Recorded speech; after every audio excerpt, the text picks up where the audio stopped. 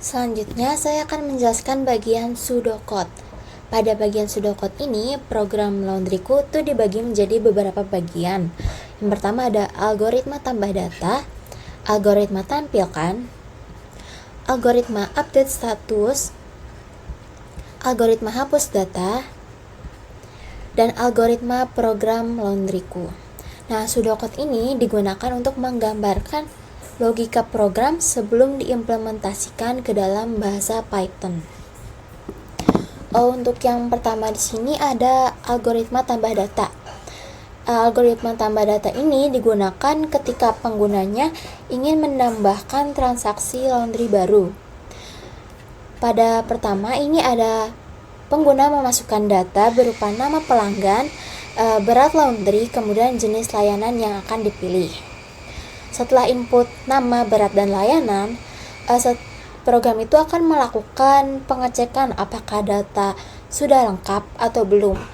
Jika nama kosong atau berat kosong, program itu akan memberikan peringatan dan prosesnya pun dihentikan. Kemudian program juga akan mengecek tipe data berat agar hanya menerima data angka saja. Bisa dilihat di sini berat harus angka. Jika pengguna menggunakan karakter selain angka itu, programnya akan error dan selesai. Kemudian untuk menghitung harganya, program menentukan harga berdasarkan jenis layanannya. Jika reguler itu Rp7.000, jika tidak ataupun ekspres itu Rp10.000 per kilogramnya. Untuk mendapatkan total harganya sendiri, data pelanggan disimpan ke database dengan status awal menunggu. Lalu selanjutnya ada algoritma tampilkan. Nah, algoritma tampilkan ini berfungsi untuk menampilkan data transaksi dan menampilkannya pada tabel serta memperbarui dashboard. Yang pertama itu sebelum menampilkan data baru, tabel akan dikosongkan terlebih dahulu agar tidak terjadi data duplikat. Tulisannya di sini bisa dilihat, hapus semua data pada tabel. Kemudian untuk inisialisasi perhitungan, program membuat variabel awal untuk menghitung jumlah pendapatan, jumlah laundry yang sedang diproses, dan jumlah laundry yang selesai itu pada 0. Kemudian perulangan data, program itu melakukan perulangan untuk membaca setiap transaksi yang ada. Kemudian pada update dashboard ini, program akan mengecek setiap transaksi. Jika status diproses, maka jumlah proses akan bertambah 1, dan jika selesai, maka jumlah selesai itu akan bertambah 1 juga. Kemudian untuk yang ketiga ada algoritma update status.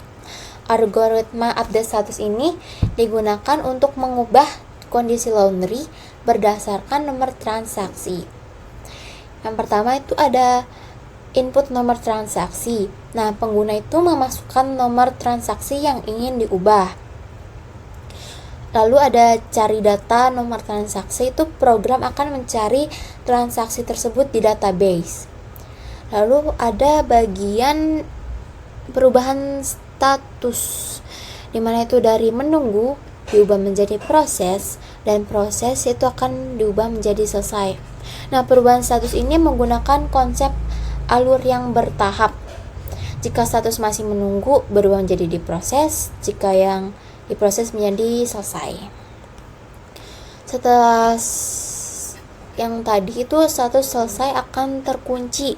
Jika laundry sudah selesai, programnya akan mencegah perubahan status agar datanya itu tetap konsisten.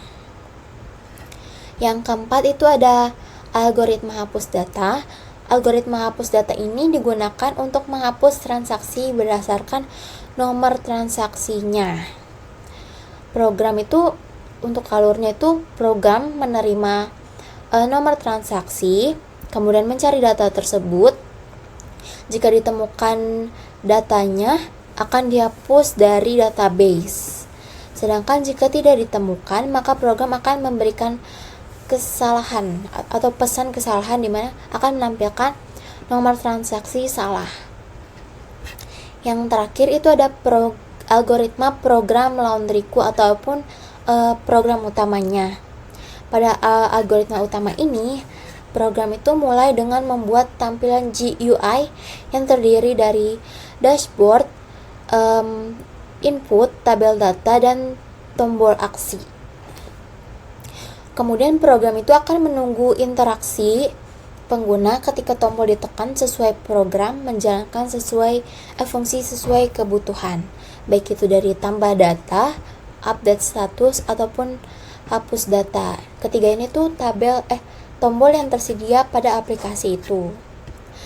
Jadi secara keseluruhan pseudocode ini tuh menggambarkan alur sistem aplikasi Laundryku, mulai dari memasukkan data transaksi, mengubah status laundry, hingga menghapus transaksi. Jadi setiap algoritmanya itu punya fungsinya masing-masing dan saling terhubung dari awal sampai akhir untuk menjalankan sistem laundry tersebut.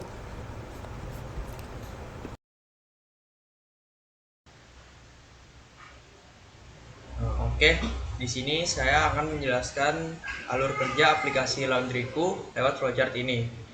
Nah, tahap awal, begitu aplikasi dijalankan, sistem langsung melakukan inisialisasi database, yaitu SQLite. Aplikasi mengecek apakah file database sudah ada atau belum.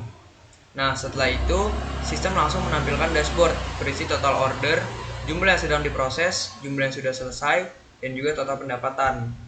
Semua angka di dashboard ini diambil dari database, jadi akurat dan juga terkini. Nah, step selanjutnya itu ada pilih aksi. Nah, ada 3 pilihan, yaitu tambah, update, dan juga hapus. Nah, kalau pengguna memilih untuk alur tambah, yang akan pengguna lakukan adalah menginput data pelanggan.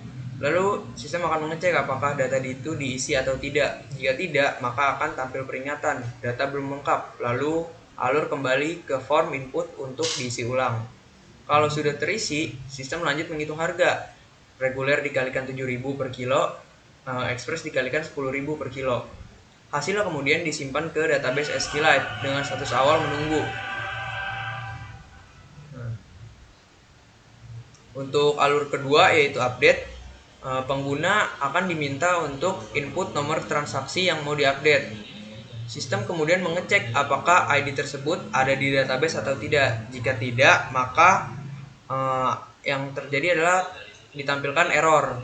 Lalu akan merefresh table dan juga dashboard. Nah, jika ID-nya ditemukan, maka akan masuk ke sistem logika finite state machine atau FSM. Ada 3 kemungkinan di status ini, yaitu menunggu, diproses, dan juga selesai. Jika statusnya menunggu, sistem akan mengubahnya menjadi diproses. Nah, kalau statusnya diproses, sistem akan mengubahnya menjadi selesai. Kalau statusnya selesai, sistem menampilkan peringatan bahwa status sudah terkunci dan tidak bisa diubah lagi. Alur berhenti di sini tanpa ada perubahan data. Nah, selanjutnya jika pada pilih aksi pengguna memilih untuk hapus, maka yang akan pengguna lakukan adalah menginput nomor transaksi, lalu sistem akan mengecek apakah ID-nya ada atau tidak. Jika tidak, maka tampil error dan akan merefresh table dan juga dashboard. Jika nomor transaksi ditemukan, maka sistem akan mengonfirmasi. Kalau pengguna tidak mengonfirmasi, maka akan tampil batal dan juga akan merefresh table dan dashboard. Jika pengguna mengonfirmasi, maka data tersebut akan hilang dan juga terhapus dari database. Nah, setelah ketiga alur tadi selesai, baik tambah, update maupun hapus, semuanya itu bermuara ke satu titik, yaitu refresh table dan juga dashboard. Di sini sistem menghitung ulang semua statistik, yaitu total order yang diproses, yang selesai, dan juga hasil pendapatan, lalu memperbarui tampilan tabel secara otomatis. Setelah refresh, sistem akan kembali menunggu aksi berikutnya dari pengguna. Nah, siklus ini akan terus berulang, menciptakan loop selama aplikasi ini terus berjalan. Nah, dan kalau pengguna menutup aplikasi, maka akan lanjut ke not selesai. Dan juga semua data yang sudah dimasukkan sebelumnya akan tetap tersimpan di database. Oke, mungkin itu saja penjelasan dari saya tentang flowchart. Sekian dan terima kasih.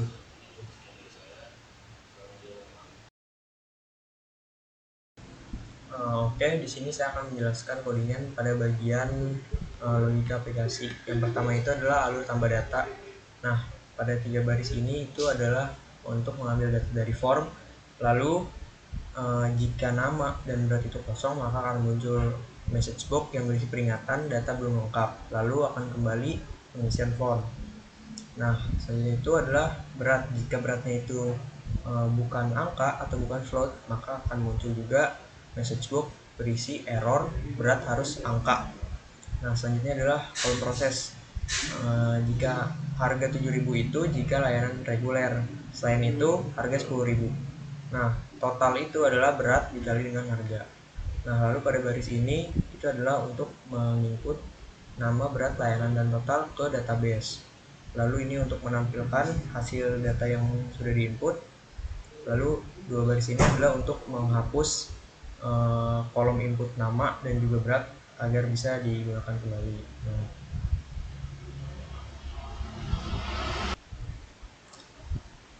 Nah, yang selanjutnya itu bagian tampilkan. Nah, yang for item ini pada baris ini itu gunanya adalah untuk mengumpulkan semua informasi yang ada di tabel. Lalu baris ini itu digunakan untuk menghapus semua baris. Tujuannya agar ketika baris yang baru ditambahkan tidak terjadi duplikasi. Lalu selanjutnya adalah inisialisasi variabel penghitung. Di sini ada 4. Itu pendapatan, proses, selesai, dan juga rows. Nah, selanjutnya baris yang ini digunakan untuk menampilkan data ke tabel. Lalu yang enumerate ini adalah gunanya supaya dimulai dari 1. Lalu ini adalah untuk memasukkan data-data tersebut ke dalam tabel. Nah, di sini adalah proses. Pendapatan itu adalah gabungan dari semua harga. Dan jika status itu sedang diproses dalam program, maka kolom proses itu akan bertambah menjadi 1. Else if-nya itu jika sudah selesai, maka kolom selesai akan bertambah. Lalu sini akan memasukkan data ke dalam kolom juga. Oke, di sini saya akan menjelaskan tentang baris yang ini. Nah, barisan yang ini itu digunakan untuk menyesuaikan yang diinput oleh pengguna dengan ID yang tersimpan di database. Jadi bisa sama. Lalu pas di baris ini itu errornya akan terjadi jika pengguna memasukkan ID yang tidak ada di dalam database. Saya akan menjelaskan pada alur update status. Pertama ini digunakan untuk mengambil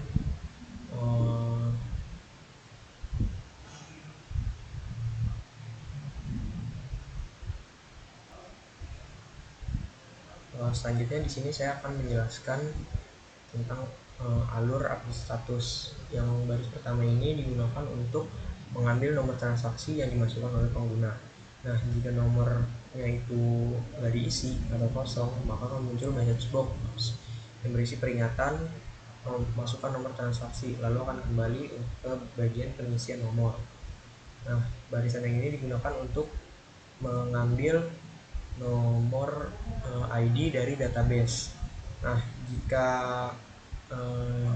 nomor ID-nya nggak ditemukan di database, maka akan muncul message box lagi, error, nomor transaksi tidak ditemukan, lalu akan kembali ke pengisian nomor lagi. Nah, lalu ini digunakan untuk mengambil status dari database. Kemudian dilanjutkan dengan jika statusnya itu menunggu, maka update yang akan dilakukan adalah statusnya berubah menjadi proses. Else if-nya itu jika statusnya itu diproses, maka statusnya akan berubah menjadi selesai. Jika statusnya itu selesai, maka yang muncul adalah message box peringatan laundry sudah selesai, status tidak bisa diubah lagi. Lalu kembali ke pengisian yang awal ini, pengisian nomor lagi. Kemudian ditampilkan statusnya yang sudah berubah itu akan ditampilkan lagi.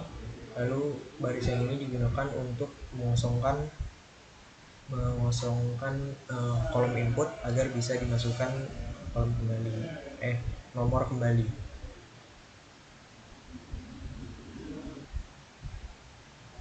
Nah, selanjutnya saya akan menjelaskan pada bagian alur hapus data.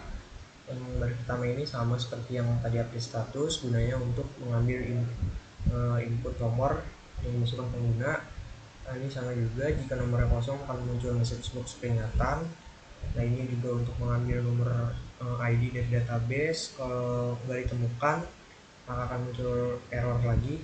Nah, yang beda di sini, ketika nomor itu ditemukan, yang akan terjadi adalah muncul notifikasi konfirmasi. Yakin ingin menghapus transaksi nomor pengguna tersebut. Nah, jika konfirmasi dilakukan, maka data tersebut akan terhapus dari database.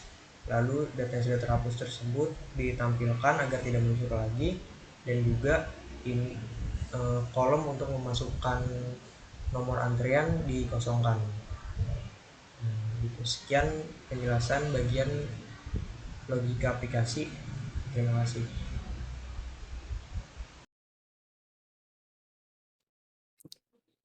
Selanjutnya saya akan melanjutkan untuk menjelaskan bagian UI-nya. Bagian pertama ini adalah setup tampilan aplikasinya, di mana programnya itu menggunakan custom Tkinter untuk membuat tampilan desktopnya. Di sini ada set appearance mode, di mana ini untuk mengatur atau menentukan mode tampilannya, yaitu light mode, serta set default color theme untuk mengatur tema warna aplikasi. Di sini kita menggunakan blue atau biru. Setelah itu ada CTK buka tutup kurung. Ini tuh digunakan untuk membuat window utamanya dengan ukurannya itu menggunakan geometri pada 1150 kali 750, serta membuat judulnya yaitu Laundryku Management System menggunakan title. Jadi yang pertama ini fungsinya untuk membuat jendela aplikasi, mengatur ukuran layar, serta mengatur tema tampilan. Kemudian masuk ke bagian header. Bagian ini tuh membuat header atau bagian atas pada aplikasi. Frame di sini digunakan sebagai wadah untuk menempatkan komponen-komponen yang ada. Uh, Kemudian dua label ini digunakan untuk menampilkan judul aplikasi yaitu Laundryku, juga manajemen sistem dengan format yang berbeda. Untuk contoh header itu ada di atas seperti ini, di atas kiri itu ada Laundryku, kemudian ada manajemen sistem.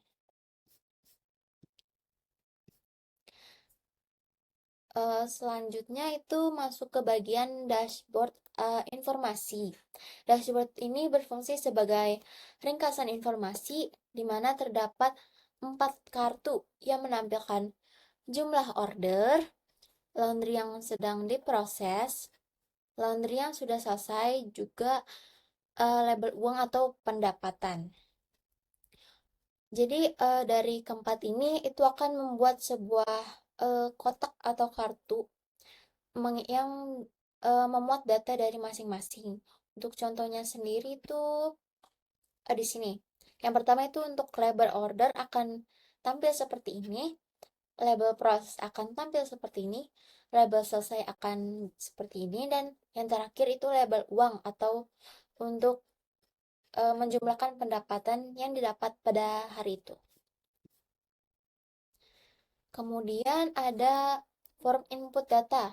Jadi bagian form input data ini untuk membuat wadah untuk menginput, yang dimana pertama itu ada entry nama, dimana entry nama itu untuk menginput nama pelanggan, kemudian entry berat untuk memasukkan data seberapa berat yang ingin di laundry, kemudian combo layanan di sini untuk memilih layanan baik reguler ataupun express.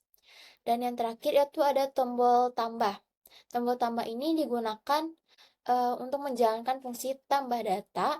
Jadi ketika ditekan, data yang sudah dimasukkan pada entry nama, entry berat, dan combo layanan ini itu akan diproses dan disimpan ke dalam tabel. Untuk contohnya sendiri seperti ini. Misal saya menggunakan nama saya Alika, kemudian memasukkan beratnya itu 3 kg dan memilih layanan reguler. Di sini ada tombol tambah laundry. Jadi ketika ditekan, itu akan memasukkan datanya ke dalam tabel di bawah serta kartu di atas total order akan bertambah menjadi 1 dan pendapatannya akan bertambah sesuai dari total dari berat laundry juga layanan yang dipilih. Kemudian masuk pada tabel transaksi. Nah, bagian ini itu membuat tabel menggunakan TreeView untuk menampilkan data transaksi laundry, di mana tabelnya itu ada memuat nomor, nama pelanggan, beratnya dalam kilogram, layanan yang dipilih, harga total dari berat kilogram dan layanannya, serta status laundryannya. Kemudian itu ada panel aksi. Nah, panel aksi ini untuk membuat bagian tombol aksinya. Yang pertama itu ada tombol aksi nomor transaksi. Dan di sini tuh entry nomor itu digunakan untuk menginput nomor transaksinya yang kemudian akan digunakan pada kedua tombol ini. Yang mana yang pertama itu ada tombol update status dan tombol hapus. Untuk contohnya, seperti pada di bawah ini, ketika kita memasukkan nomor transaksi 1 atau yang ada pada tabel, jika kita untuk ingin mengupdate statusnya, tinggal tekan yang update status, maka statusnya akan berubah dari menunggu jadi diproses. Namun jika kita ingin menghapus data nomor transaksi 1 ini, kita tinggal masukkan nomor transaksinya, kemudian menekan tombol hapus. Sehingga muncul layar seperti ini. Jika ingin menghapus transaksi nomor 1, pilih saja iya, dan kemudian data tersebut akan terhapus dari tabelnya. Dan kemudian ada tampilkan. Fungsi tampilkan ini dipanggil ketika aplikasi pertama kali dibuka agar data yang sudah ada di database coding sebelumnya itu muncul pada tabel dan dashboardnya. Dan yang terakhir, untuk app loop ini berfungsi untuk menjalankan aplikasi secara terus-menerus dan menunggu interaksi dari penggunanya, seperti memasukkan data ataupun menekan tombol yang ada pada aplikasi. Sekiranya itu saja untuk